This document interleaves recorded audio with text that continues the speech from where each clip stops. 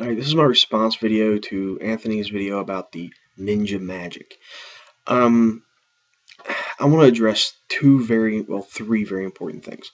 Number one, uh, Anthony, from the scroll you were reading, it says that 1 in 1,000 is worthy of understanding the true, uh, the, the true meaning, the true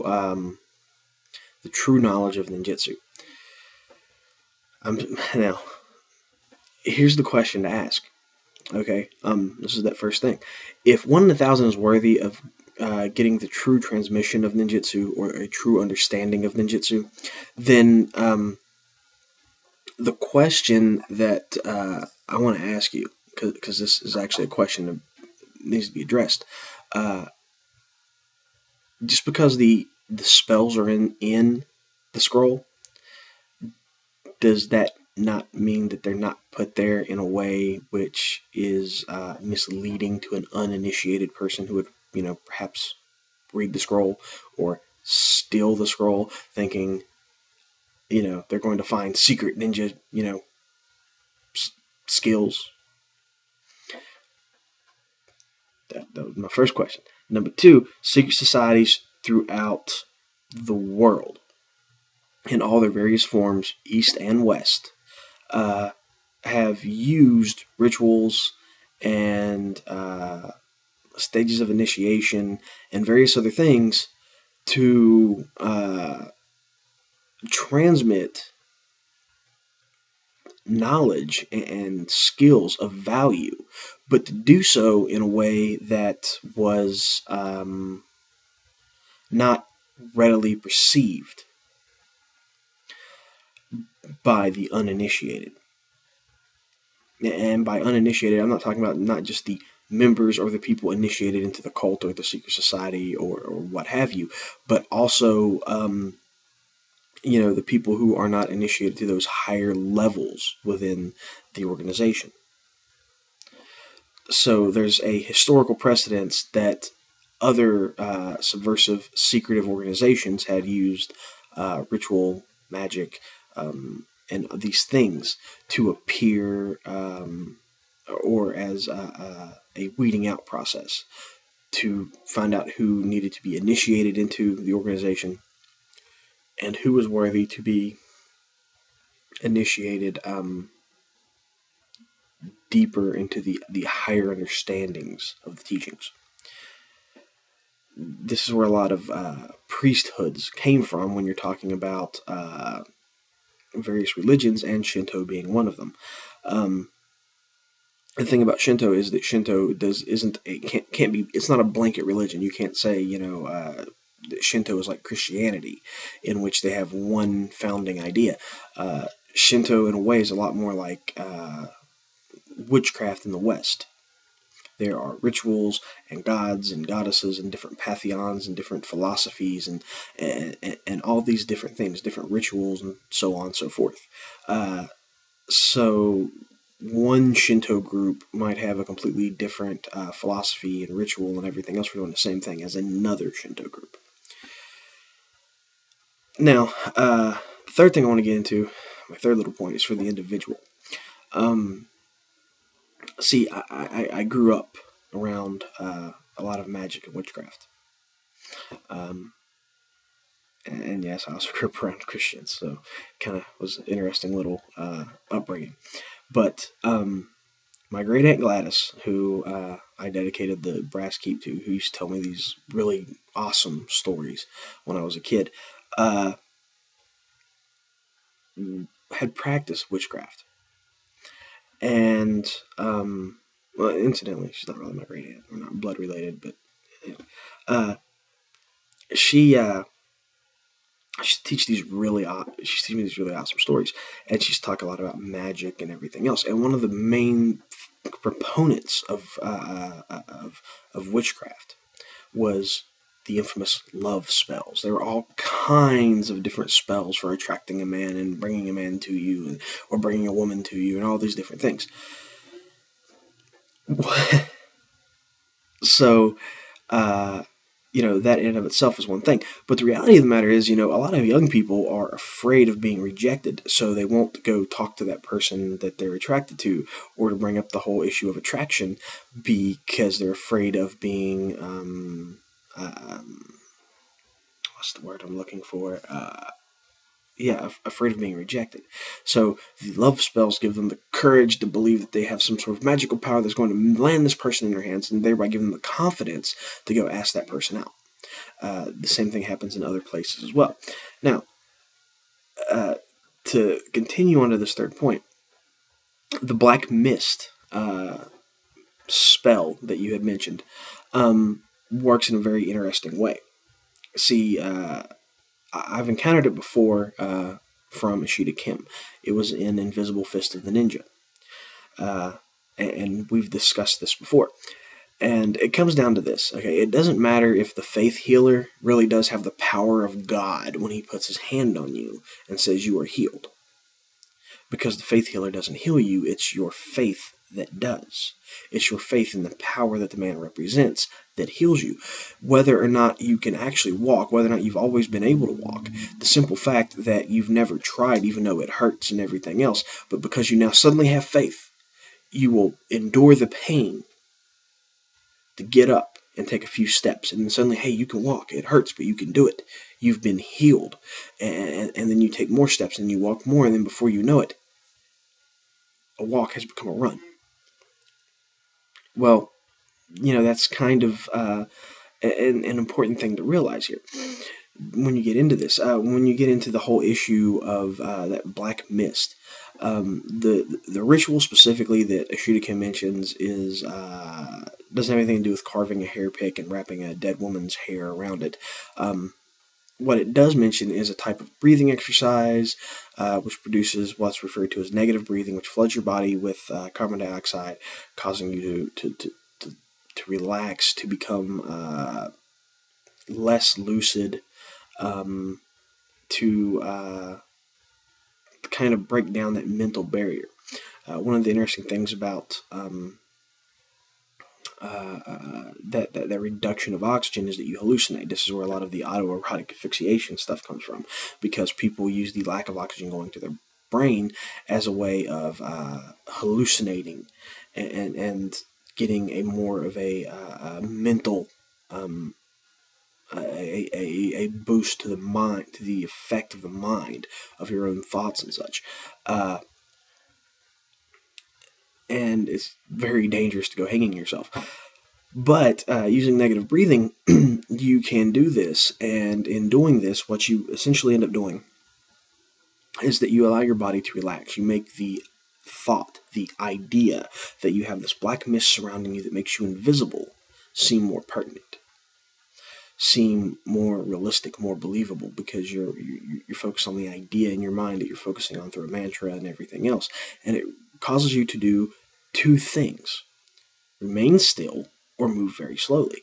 Now, how does this matter? Well, because, quite simply put, you can be seen but not noticed. That is one of the points of NM, in fact. To be seen but not noticed, because you fit the mannerisms and actions of the role you're playing. When you're surrounded by this black mist, you move very slowly, or you remain perfectly still, or you kneel down, or whatever. The reality of the matter is that the human eye recognizes three things: movement first, silhouette, shape second, and color last. So a person who is perfectly still and kneeling or crouching or in a way that breaks up their human silhouette can easily be ignored by another person who is focused on looking for something else or doing something else. And since your mind learns through association, you might see a person kneel down into a ball and might think stone or what have you, which is kind of the whole purpose behind the, and a good example of this would be the video I did on the ninja stealth techniques, where I used the gray shirt, which I have around here somewhere, to pull it over my head to look like another rock sitting on top of the other rock, even though the color of the gray shirt didn't match the sandstone that I was on top of. The whole point behind it is that, seeing the shape, the apparent texture and everything else, everyone had the thought that I was a rock, even though they had seen me in other videos wearing the shirt and not realized that I actually, that it wasn't a rock there, but it was actually me with a shirt thrown over me. The color was the last thing people thought of, because the first thing they seen, the first thing they recognized was the lack of movement and the shape. And 90% of the time they associated it with rock, even though the color didn't match.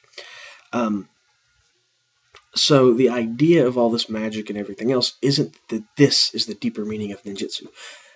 It's more that this is a way of explaining things to get people to do things without realizing that they're supposed to be doing them.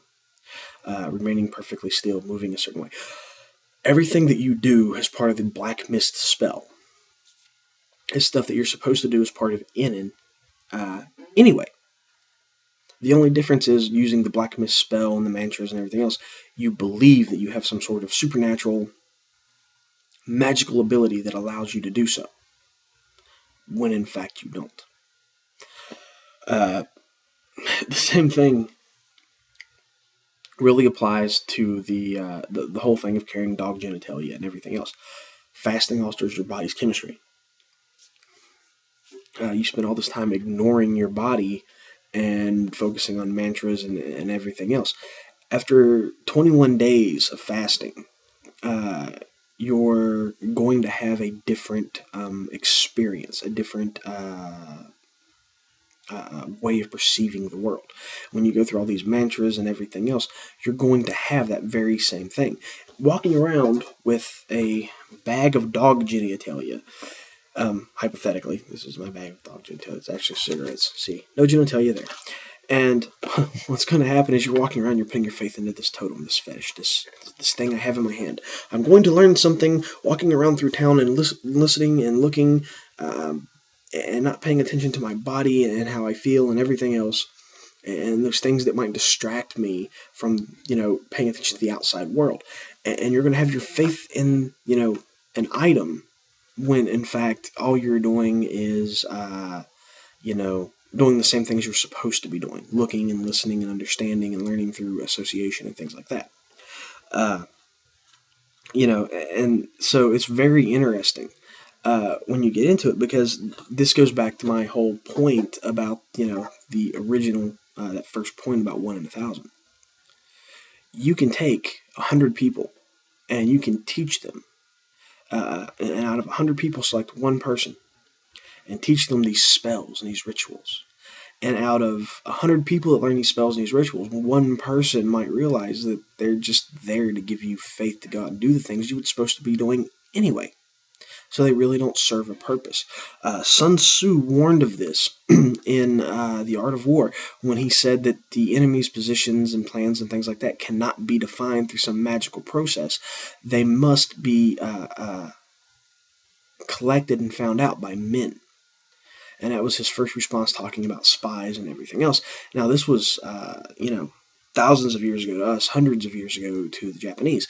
But since all of them essentially are drawing from Sun Tzu's Art of War, or at some point in time alleged to, then they should also be taking the tribal mysticism and everything else, which was the basis for Shinto, and kind of stepping away from it.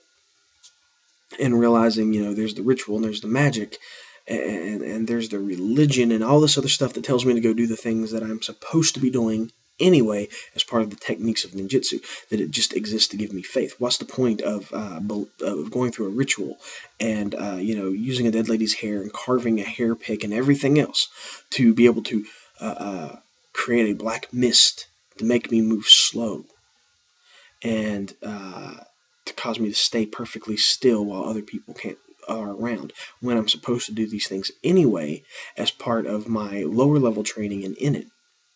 So the interesting thing to it is, the deeper teaching might not be exactly what people understand as the deeper teaching.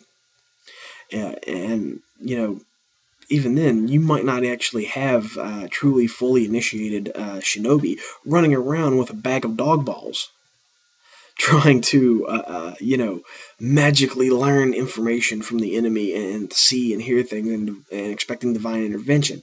Um, you might very well have, someone who tries to get ahead by going and getting these little things and saying, look, I have my magical bag of dog balls, so I'm going to go and do these great ninja things, when they don't actually have the training to, in the basic skills, to go out and perform the very acts they're being told to perform through the ritual of initiation and all these other things. So it comes a lot down to basically what's essentially faith healing, or in this case, faith spying. Um, it's magic is an interesting concept, because the truth of the matter is, when you look at almost all cultures, all forms of magic, all forms of religion, there's this element of faith in telling you to do things that you are expected to do anyway at the most basic level. At the same time, you have all these rituals and everything else, which people believe are giving them powers to go do the things they're supposed to do at those most basic levels, but they're not. So it's kind of one of those little Kung Fu Panda things where the secret ingredient is that there's no secret ingredient. Um, and so when you're coming into this deeper understanding of ninjutsu, maybe the deeper understanding of ninjutsu isn't that you're going to find some magical process or some special spying technique or some magical ritual for learning information or some secret killing technique or any of this other stuff that people believe. Maybe the deeper understanding of ninjutsu goes back to the original premise that, ninjutsu should only be taught to a very select few who will not misuse it. Because the idea of ninjutsu, the greatest power of ninjutsu, isn't knowing how to manipulate others. It isn't knowing how to break into places. It isn't casting spells with animal genitalia or hair from dead people. It isn't the fasting and everything else. The greatest secret of ninjutsu is that, or the greatest understanding of the higher, most deeper meaning of ninjutsu, at least as far as I'm concerned, isn't, rituals and magic and all this other stuff. It is that you don't need them. That once you reach a certain point, you are free of these things. Shidokin refers to this as a philosophy. He refers to it as a principle, actually. Muge Mume no Jitsu, no name, no art. Well, the idea behind it is that you don't need to classify, you don't need to create an art based on the idea of seeking deeper and greater meaning and all those other things, because you already have that deeper and greater meaning if you stop searching for it, if you simply accept it. Your life, your choices, the ability that you have to go do things is what gives you a greater and deeper meaning. Your choice alone is what gives you that power. And believing in some magical ritual or any of this other stuff, I mean, it's great for, historical research and everything else, but ultimately it comes down to this: to the uninitiated, it's either, a bunch of bollocks, or it's a bunch of, a bunch of, arcane superstitious arts and people trying to find some secret magical shortcut to things, when in all reality it's just a matter of training hard and learning a lot, of practice and experience. So it comes into a little thing where you need to, when you start understanding how a lot of secret societies work, how a lot of occult religions work and everything else, you come into this area that simply having the deeper understanding and having these spells written down in a document as the deeper meanings of ninjutsu aren't necessarily the deeper meanings. While everyone's out here trying to, point fingers and say, oh, well, Hatsume has magic, and so has magic, and this one has magic. That's fine for talking about the, historical value of the art, or trying to, claim a link to the past. But the reality of the matter is, and as much as I disagree with a lot of what is said in the Bujinkan, a lot of the things that Bujinkan does, I do agree with Hatsume on this one point. That you don't really need all this deeper, greater understanding of ninjutsu, because the fact of the matter is most people simply aren't initiated into the understanding of these things to be able to know what they're looking at when they're looking at them.